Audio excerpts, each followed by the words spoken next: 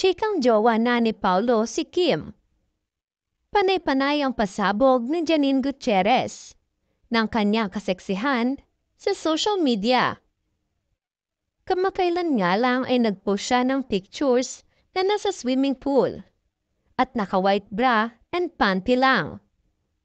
Komento ng netizens, pasabog ang kaseksihan ni Janine habang deadma lang siya sa chikang jowa na ni Paulo Avellino, si Kim Chiu.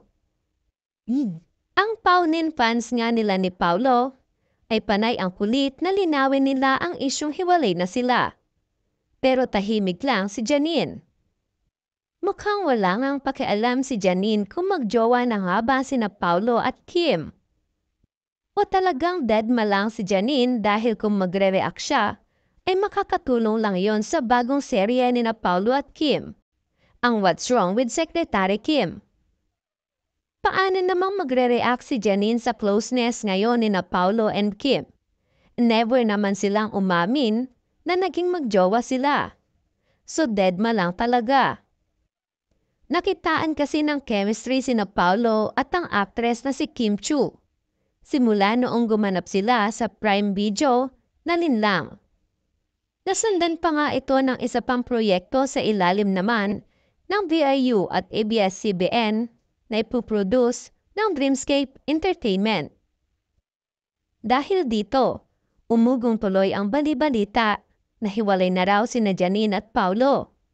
Kahit wala pa talagang opisyal na pahayag ang dalawa tungkol sa estado ng kanilang relasyon. Pero inamin ni Janine sa isang panayam na may special na ugnayan daw na namamagitan sa kanila ni Paulo. Samantala nagbigay naman ang reaksyon ng aktor na si Jake Herceto, kaugnay sa hindi niya nakuhang role sa Filipino adaptation ng sikat na K-drama series na What's Wrong with Secretary Kim. Sa latest vlog ni Showbiz Insider OG Diaz, itong Biyernes, tinanong niya si Jake tungkol sa bagay na ito. Matatandaang matapos ipasilip ng VIU Philippines kung sino ang dalawang artista ang gaganap sa serye ng trending sa Twitter si Jake. Buong akala kasi ng mga netizens ay siyang gaganap bilang vice chairman sa nasabing adaptation sa halip na si Paulo Avellino. Bukod pa rito, lumutang din ang kwento na tila nagtampo raw si Jake na hindi niya makuha ang nasabing role. Maraming naging usap-usapan about it. Pero in the end, hindi ako napili. Naiintindihan ko naman yon. I trust the decisions of the producers and management. Mas sila naman ang nakakaalam niyan. Pahayag ni Jake. I mean Paulo Avellino. Sino ba naman ako kay Paulo?